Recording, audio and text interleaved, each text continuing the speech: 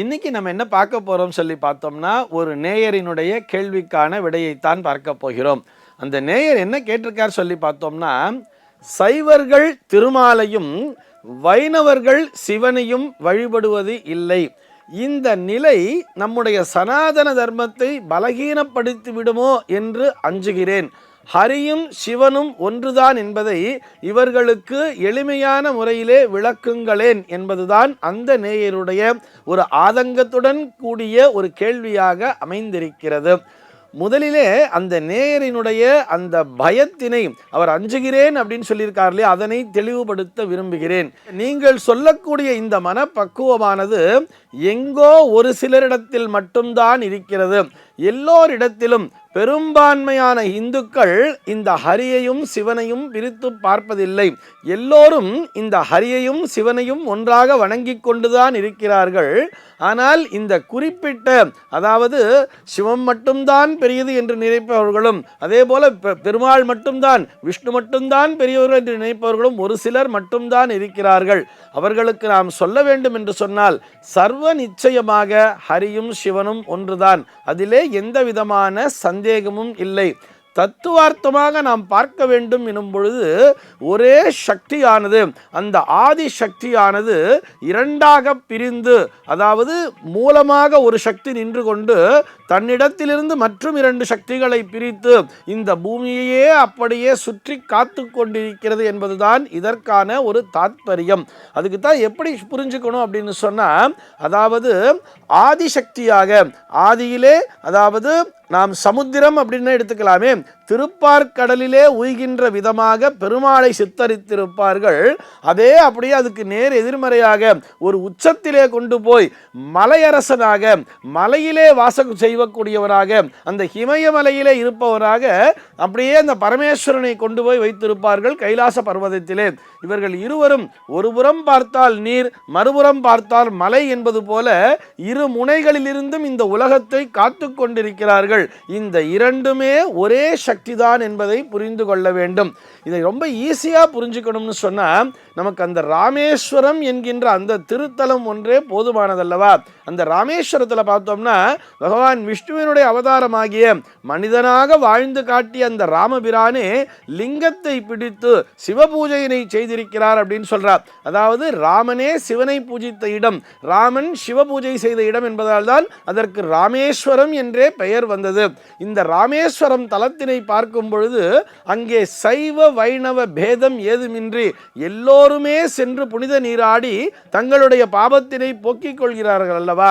அதற்கு அடுத்தபடியாக ரொம்ப ஈஸியாக புரிஞ்சுக்கணும்னா, நம்முடைய வாழ்வியலோடு கலந்த அந்த திருமண நிகழ்வினையே எடுத்துக்கொள்ளலாமே. ஒரு கல்யாண மண்டபத்துக்கு போனோம்னா, அந்த கல்யாண மண்டபத்தில் அந்த பேக்ட்ராப் பார்த்தோம்னா ஒரு அப்படியே ஒரு மீனாட்சி கல்யாணத்தை தான் வச்சிருப்பா எல்லா மண்டபத்திலையுமே பெரும்பாலும். அந்த மீனாட்சி கல்யாணத்தினுடைய அடிப்படையில் தான் நம்முடைய இந்து திருமணங்களானது நடைபெற்று கொண்டிருக்கிறது இன்றளவுமே. அந்த மீனாட்சி கல்யாணத்தை எடுத்துட்டா கூட அதில் பரமேஸ்வரன் அப்படியே மீனாட்சியை கரம் பிடிக்கிறார். அந்த நேரத்திலே தாரை வார்த்து கொடுப்பதற்கு பெருமாளானவர் வந்து சேர வேண்டும். ஆனால் அவர் அந்த பக்தர்களினுடைய அந்த கூட்டத்திலே சிக்கிக்கொண்டு அவரால் நேரத்திற்கு வர முடியவில்லை. இதனை உணர்ந்து கொண்ட சுந்தரேஸ்வரர் என்ன பண்றார்? தானே பெருமாளாகவும் மற்றொரு அவதாரத்தினை வரவழைத்து தானே பெருமாளாகவும் உருவெடுத்து அங்கே வந்து நின்று தாரை வார்த்து கொடுப்பதாக அந்த மீனாட்சி கல்யாணம் என்கின்ற அந்த நிகழ்வானது நமக்கு சொல்லித் தருகிறது அல்லவா? ஆக அங்கேயே எப்படி சொல்றார்? ஹரியும் சிவனும் வேறு வேறு அல்ல, இருவரும் ஒன்றுதான். ஹரியும் சிவனும் ஒன்று, அறியாதவன் வாயிலே மண்ணு என்பதை நிரூபிக்கின்ற விதமாக அந்த புராண கதையும் நமக்கு சொல்லித் தருகிறது தானே. இப்படி நாம் இந்த இரண்டு சக்திகளையுமே பிரித்து பார்க்க வேண்டிய அவசியமே இல்லை. இந்த இரண்டு சக்திகளுமே ஒன்றுதான். இதனை சயின்டிஃபிக்கலாக நம்ம யோசிக்கணும்னு சொன்னால், இந்த புரோட்டான், நியூட்ரான், எலக்ட்ரான் சொல்றா இல்லையா, இது மூன்றும் இல்லாமல் இந்த உலகத்திலே எந்த ஒன்றுமே இல்லை.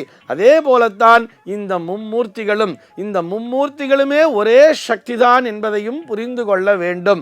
அதே மாதிரி தான் ஒரு இயக்க ஆற்றல், நிலை ஆற்றல் அப்படின்னு பிசிக்ஸில் சொல்றா இல்லையா, இந்த இயக்க ஆற்றலாக மகாவிஷ்ணுவும் சதா சர்வகாலமும் அவர் இயங்கிக் கொண்டிருக்கிறார் என்பதை காட்டுகின்ற விதமாகத்தான் அவருடைய கரங்களிலே பார்த்தோம்னா அந்த சுதர்சன சக்கரத்தை கொடுத்திருப்பார்கள். அந்த சக்கரமானது எப்பொழுதும் சுழன்று கொண்டே இருக்கும். அதே போல ஒரு இயக்க ஆற்றலாக இந்த பூமியே இயக்கக்கூடிய சக்தி சக்தியாக மகாவிஷ்ணுவானவர் செயல்படுகிறார்.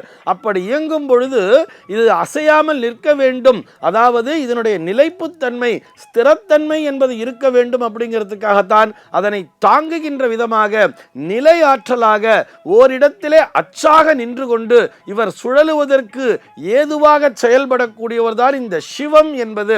அந்த சிவமானது ஒரே இடத்திலே நின்று கொண்டு மூலப்பொருளாக நின்று கொண்டு இவர் இயங்குவதற்கு பெரிதும் துணை புரிகிறார். அதாவது மையப்புள்ளின்னு சொல்லுவார் தெரியுமா, அந்த மையப்புள்ளியிலிருந்து ஒரு ஆரமானது அப்படியே சுற்றி செயல்பட்டு கொண்டே இருக்கும். இப்படி செயல்படுகின்ற இயக்க ஆற்றலாக மகாவிஷ்ணுவும் அங்கே நிலை ஆற்றலாக நிலையாக நின்று கொண்டு இந்த இயக்க ஆற்றலை சீராக இயக்கிக் கொண்டிருக்கின்ற ஒரு சக்தியாக இந்த சிவமும் செயல்படுகிறார் என்பதுதான் இதற்கான தாத்பரியம். ஆக இந்த நேயர் பயப்பட வேண்டிய அவசியமே இல்லை. நம்முடைய தர்மமானது நிலைத்து நிற்கக்கூடிய ஒரு தர்மம்.